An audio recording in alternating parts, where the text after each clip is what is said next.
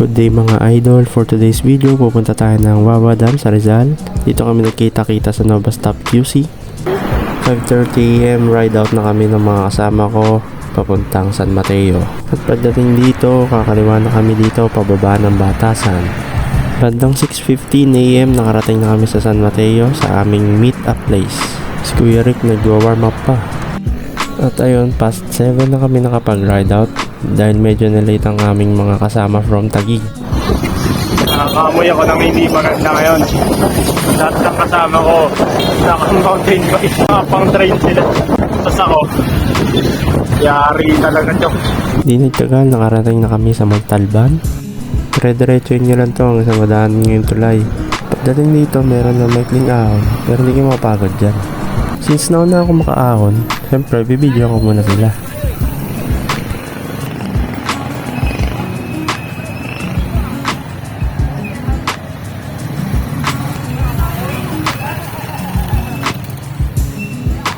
Pagbaba nyo ng konti, bubulagasan nyo tong view na to.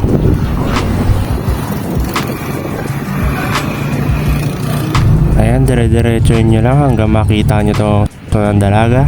Legit yan, i-google nyo. At syempre, hindi nagtagal, nakarating na rin kami sa Wawa Dam para makapag-breakfast. After namin kumain, biglang nagkaya na umakyat daw ng Mount Parawagan. Budol! Wala pa ba to? Pagod na ako! Putik, peking ahon pala to. So ayun, hindi pa daw pala yung totoong ahon. Intro pa lang. Yeah, grabe, tarik. Parang marilaki na medyo mas mas galit. So bali itong tiyatahak naming ruta, inaabot siya ng 5 kilometers hanggang peak ng Mount Parawagan. At nandito pa lang kami. Grabe itong ahon. Malapit na siguro sa peak ng Mount Parawagan. Grabe. Diniretso ko lang ito eh. Tapos biglang gugulatin ang ganito. Oh. Wait. Natutulak na ako guys. Hindi ko Ayan guys, paano nagtulak? Nakapang na ako. Ang gilid. Oh. So dahil di ko na kinaya, nag-decide na ako magpahinga dito sa may malilim na part. Sobrang tarik. Oh. Sobrang tarik, nasa tuktok namin ang bundok. Hinihinga na ako. Malayo pa. Malayo pa yung tuktok. So di na kami aakyat sa peak.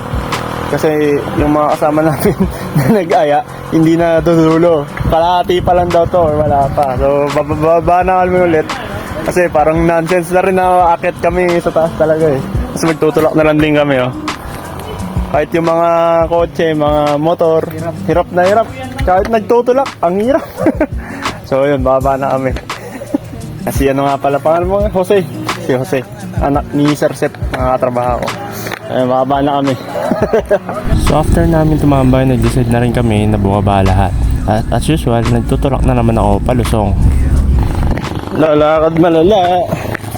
So yun, hindi kami nakapunta sa tuktok ng Mount Parawagan. Although hindi naman ako nabudol sa trail, rideable naman kasi sementado na all the way hanggang sa amin. Problema, sobrang tarik.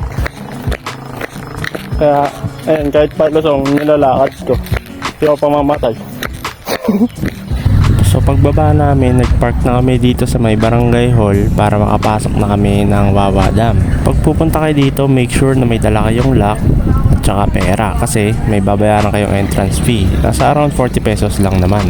Tapos ayun, maglalakad na kayo papasok ng pinaka-dam mismo. Ayan, makikita nyo itong mga view na to. Maganda yung view dyan sa loob. So balita namin, isasara na daw tong Wawa Dam dahil ililihis na yung tubig papuntang Antipolo. So papatayin na yung tubig dito.